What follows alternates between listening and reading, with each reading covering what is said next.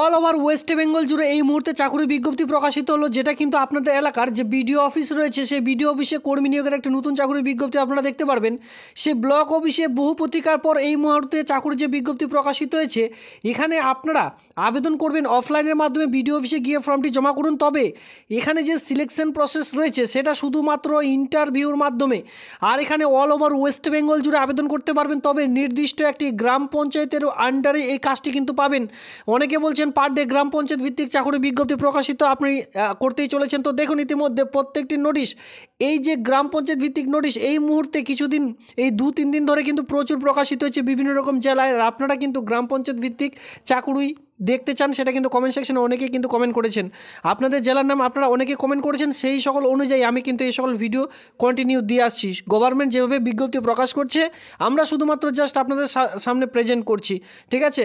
তো আপনারা দেখে রাখুন ইতিমধ্যে আবারও কিন্তু একটি নির্দিষ্ট গ্রাম পঞ্চায়েতের আন্ডারে কাজটি পাবেন। তবে এটি কিন্তু আপনাদের জমা করতে হবে ব্লক অফিসে, বিডিও অফিসে জমা করতে হবে। এখানে অল ওভার ওয়েস্ট বেঙ্গল জুড়ে আবেদনটি করা যাচ্ছে। তো চলো আমি আপনাদের এক এক করে প্রসেসগুলি দেখিয়ে দিই। রিক্রুটমেন্টের নোটিশগুলি কোথা থেকে ডাউনলোড করবেন অফিসিয়ালি সাইট কিন্তু আমি আপনাদের দেখিয়ে দিই, ভিডিওর মধ্যেই দেখিয়ে দিচ্ছি যে কী করে আপনার নোটিশগুলি ডাউনলোড করবেন। এরপরে বলে রাখি, শর্টকাটে যদি নোটিশ ডাউনলোড করতে চান অবশ্যই টেলিগ্রাম গ্রুপে যুক্ত হতে হবে। টেলিগ্রাম গ্রুপে আমি কিন্তু ভিডিওর সঙ্গে তার যে লিঙ্ক সেই সকল আমি কিন্তু প্রোভাইড করে থাকি। তো চলো সরাসরি সেই যে নোটিশ, সেই নোটিশটি দেখিয়ে দিই।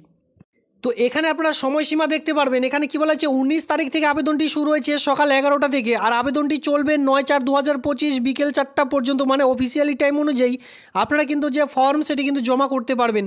এখানে লক্ষ্য করবেন যে 19/3 মানে এ মাসের 19 তারিখে আবেদনটি শুরু হয়েছে, আর হাতে কিন্তু সময় পেয়ে যাচ্ছেন সামনে মাসের 9 তারিখ পর্যন্ত, ঠিক আছে? এপ্রিলের 9 তারিখ পর্যন্ত যে আবেদন সেটি কিন্তু করতে পারছেন যদি ইন্টারেস্টেড প্রার্থীরা রয়েছেন।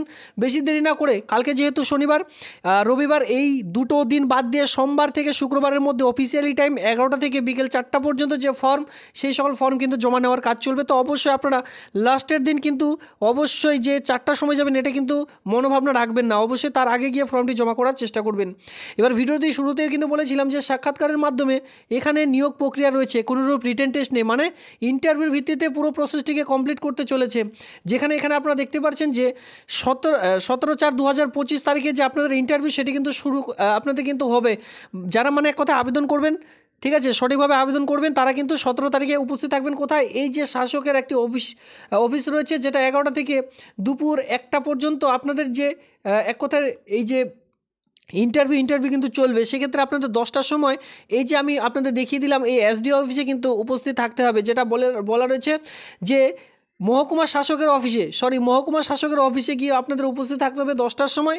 আর যেদিন আপনারা ফর্মটি ইন্টারভিউ দিতে যাবেন সেদিন কিন্তু অবশ্যই এই যে অফলাইনে ফর্মেট আরেক কপি জেরক্স, সঙ্গে আপনার যতগুলি এডুকেশনাল কোয়ালিফিকেশন রয়েছে প্রত্যেকটি জেরক্স, সঙ্গে অরিজিনাল কপি, কাস্ট সার্টিফিকেট থাকলে কাস্ট সার্টিফিকেট, এক্সপিরিয়েন্স যাদের রয়েছে তারাও আবেদন করতে পারবেন, যাদের নেই তারাও আবেদন করতে পারবেন।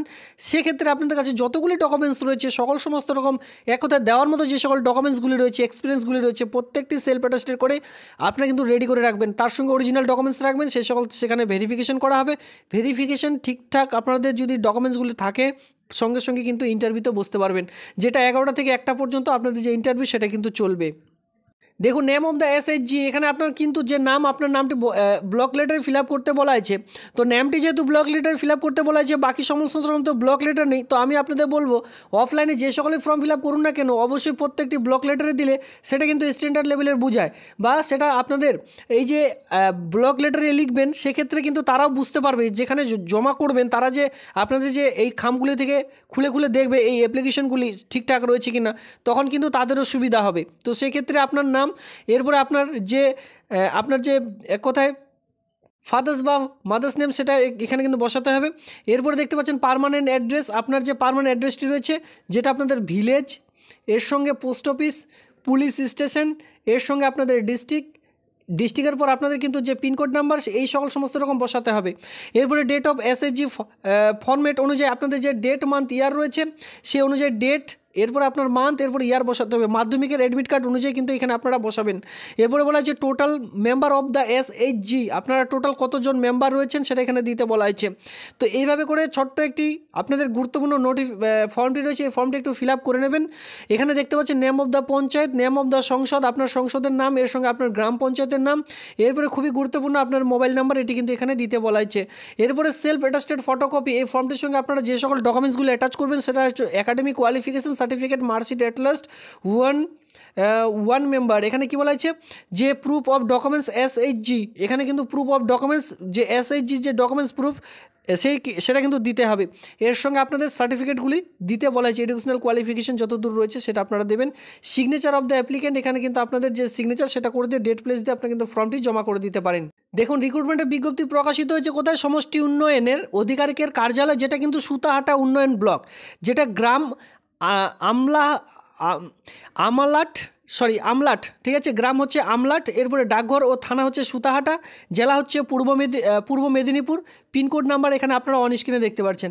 তো এই জেলা থেকে রিক্রুটমেন্টের বিজ্ঞপ্তি প্রকাশিত হয়েছে, যেখানে সুতাহাটা ব্লকের আন্ডারে, এখানে দেখতে পাচ্ছেন এত দ্বারা সুতাহাটা ব্লকের অধীনে যে গুড়াবেড়িয়া গ্রাম পঞ্চায়েতের অন্তর্গত। দেখুন এখানে কী বলেছে কোন গ্রাম পঞ্চায়েতের অন্তর্গত, আমি যেটা ভিডিওর শুরুতে বলেছিলাম, এই যে গুড়াবেড়িয়া গ্রাম পঞ্চায়েত রয়েছে তার অন্তর্গত কৃষ্ণনগর উত্তর সংসদের সমস্ত সহায়ক দলের জানানো যাচ্ছে যে এক কথায় সেই গ্রাম পঞ্চায়েতের আন্ডারে যতগুলি স্বসহায়ক দলগুলি রয়েছেন তাদেরকে এখানে কিন্তু আবেদন করতে পারবেন, মানে এক কথায় তারা এখানে আবেদন করতে পারবেন।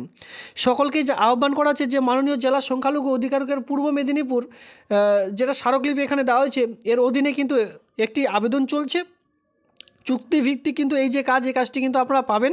এটা আবেদন করার জন্য এখানে আপনারা দেখতেই পাচ্ছেন যে দৌড় কৃষ্ণনগর বাণী মন্দির উচ্চ মাধ্যমিক যে সংখ্যালঘু ছাত্রানিবাস রয়েছে, সেই ছাত্রানিবাসে এই নিয়োগের বিজ্ঞপ্তি প্রকাশিত হয়েছে বা সেখানে কিন্তু আপনারা পাবেন, যেটা এখানে আপনারা অন স্ক্রিনে দেখতে পাবেন। পোস্টিংটা কোথায়? কৃষ্ণনগর গুড়াবেড়িয়া গ্রাম পঞ্চায়েতের পূর্ব মেদিনীপুরের আন্ডারে কিন্তু এই কাজটি আপনারা পেয়ে যাচ্ছেন।